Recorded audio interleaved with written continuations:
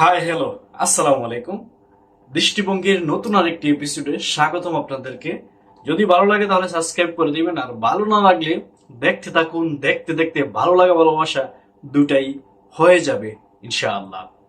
ছবিতে এই ভদ্রলোকটাকে দেখছেন, তিনার নাম হলো ওবায়দুল ফারুক, মাওলানা ওবায়দুল ফারুক। মনে হচ্ছে জান্নাত থেকে পালিয়ে আসছে।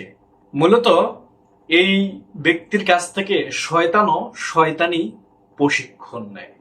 মৌলানা ওবায়দুল ফারুক তিনি বলেছেন, বিএনপিকে সমর্থন দিয়েছি জামাত যেন রাষ্ট্রীয় ক্ষমতায় না আসতে পারে। ওবায়দুল ফারুক তিনি কিন্তু একজন মাওলানা, তিনি সম্ভবত একজন মুহাদ্দিস, তিনি অনেক বড় মাপের একজন আলেম, তবে জ্ঞান পাপী। সে কিন্তু একটা ইসলামিক দলের প্রধান। সে একটা ইসলামী দলের প্রধান হয়ে আরেকটা ইসলামী দলের সরাসরি সে বিরোধিতা করছে। তবে এই ব্যক্তিগুলা যখন নির্বাচন আসে, এই নির্বাচনের আগে দিয়েই এই ব্যক্তিগুলাকে আপনার প্রয়োগ করা হয়, ব্যবহার করা হয়। কিভাবে জানেন?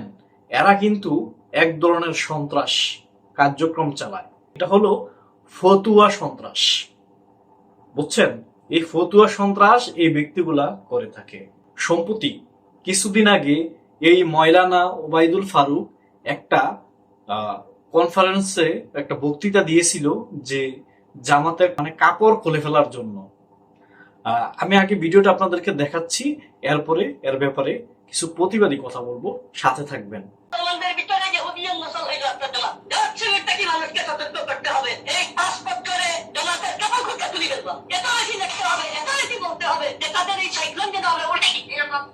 তিনার যারা অনুসারী, তিনি যে বক্তৃতাটা দিচ্ছেন, এখানে যারা দর্শক ছিল, সে তাদেরকে উপদেশ দিচ্ছে, তাদেরকে আদেশ করছে আগামী 5 বছরে জামাতের কাপড় যেন এরা খুলে ফেলে।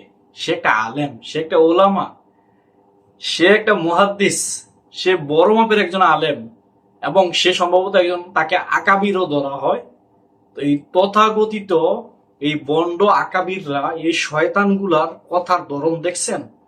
সে একটা ইসলামিক দলের প্রধান এবং আরেকটা ইসলামিক দলের কাপড় খুলে ফেলার জন্য সে তার সমর্থকদের, তাকে যারা অনুসরণ করে ওই ব্যক্তিদেরকে সে সরাসরি আদেশ করতেছে যেন আগামী 5 বছর জামাতের কাপড় যেন খুলে ফেলা হয়। একটা আলেম কি এই কথা বলতে পারে? এই ব্যক্তিগুলা বাংলাদেশে যত অনিয়ম, যত বিশৃঙ্খলা, ঝামেলা, খুন, ধর্ষণ, হত্যা, রাজধানী, যত ধরনের সমস্যা আছে, এইসব নিয়ে এরা কথা বলবে না।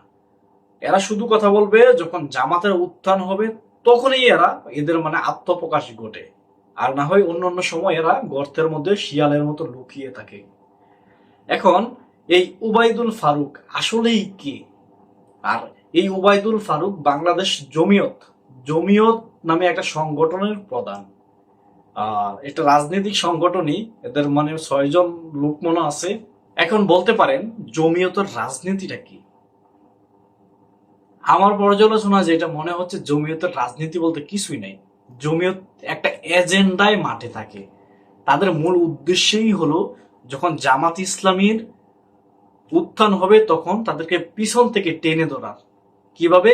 ফতুয়া সন্ত্রাসী করে।